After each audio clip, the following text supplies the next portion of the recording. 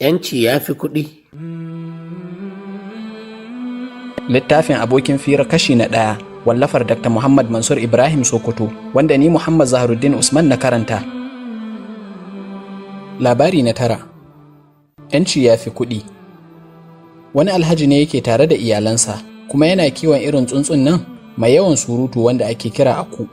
Aku a cikin keji yake, amma kuma babu irin nau'in abubuwan jin daɗi da alhaji baya sayo masa. Ana haka wata rana ya tashi tafiya ƙasar Indiya.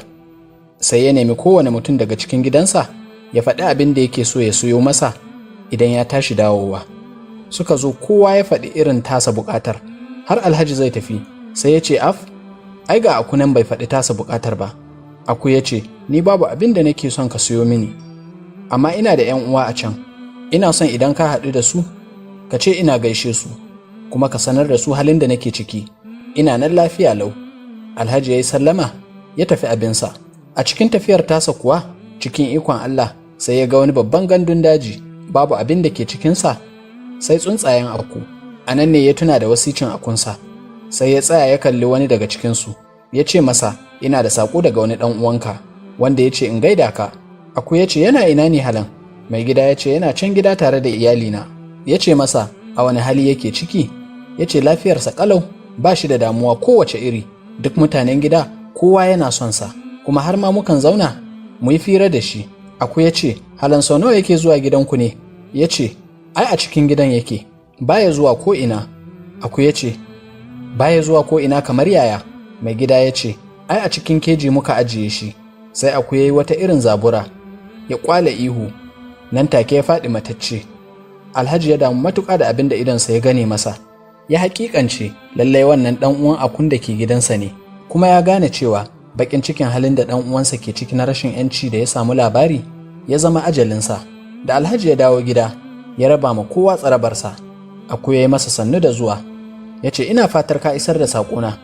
Alhaji ya ce, lallai haƙiƙa na isar da saƙonka, amma kam sam ban ji daɗi ba, da na sani da ma ban isar da saƙon naka ba.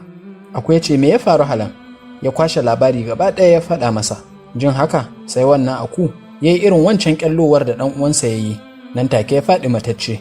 Alhaji ya ji ciwo matuƙa kuma ya shiga damuwar rasa ɗan tsuntsunsa mai ɗebe masa kewa, amma ya haƙura ya ɗauke shi cikin baƙin ciki. Shi da iyalansa suka kai shi cikin wani juji suka zubar da shi.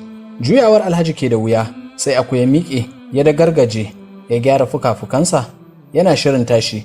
Alhaji ya waiwayo ya ce, haba ɗan tsuntsuna, menene haka kuma? Ashe ba mutuwa ce kai ba?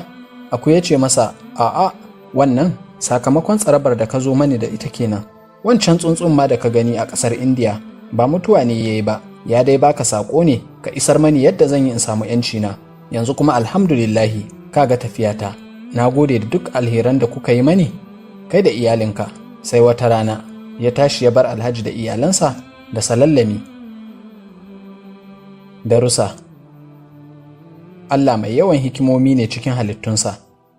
Kada ka raina hankalin wani, ko da a cikin dabbobi sai a samu wanda zai saida ka. Babu wata ni'ima a duniya da ta kai ‘yanci. Duk jin daɗin da babu ‘yanci a tare da shi ragagge ne.